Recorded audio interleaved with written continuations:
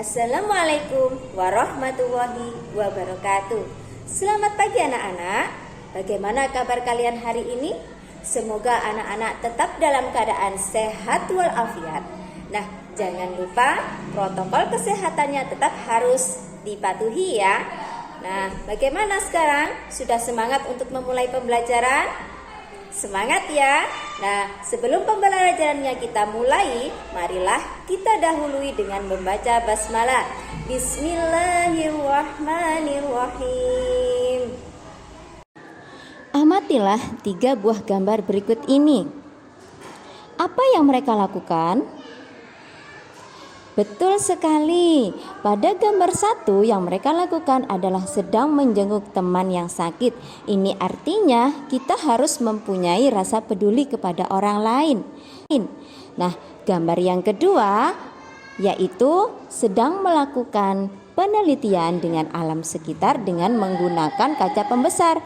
Di sini menunjukkan bahwa kita harus senantiasa mau untuk belajar dengan gigih ya dan berani.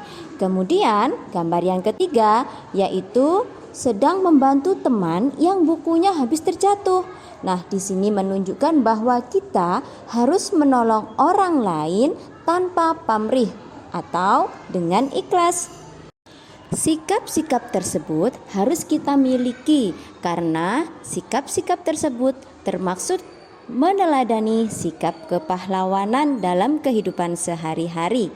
Berkaitan dengan sikap kepahlawanan itu juga tercermin dari perbuatan beberapa raja di masa kerajaan Hindu, Buddha maupun Islam. Nah, kali ini kita akan belajar tentang Raja Purnawarman, Panji Segala Raja. Nah, sebelum itu ada baiknya anak-anak bacalah terlebih dahulu kisah tentang Raja Purnawarman, Panji Segala Raja.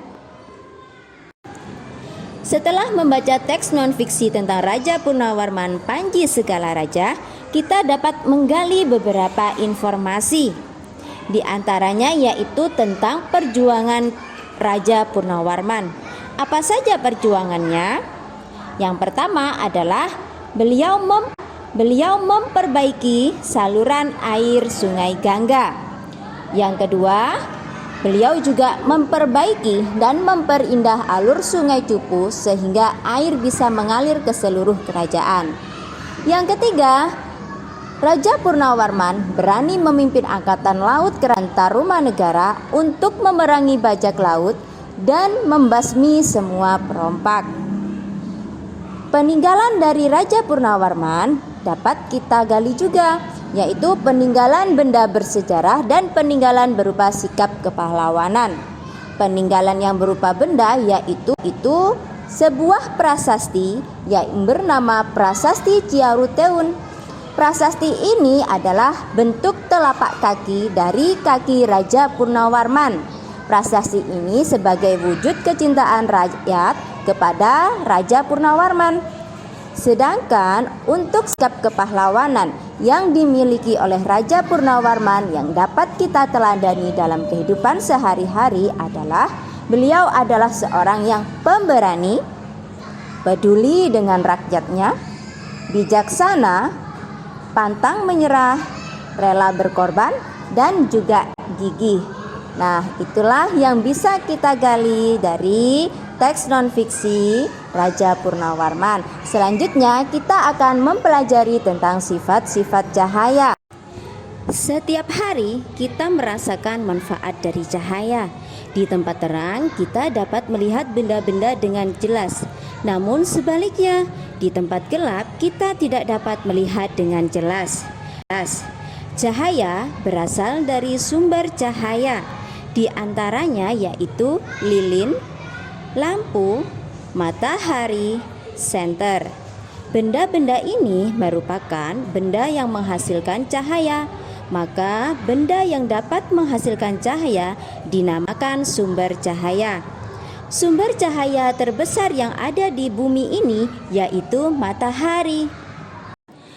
Sifat cahaya yang pertama yaitu cahaya dapat merambat lurus.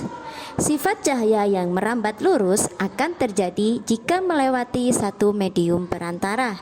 Peristiwa yang membuktikan cahaya dapat merambat lurus yaitu ketika kita menyalakan senter atau cahaya matahari yang masuk ke dalam rumah kita melalui celah-celah pintu dan jendela.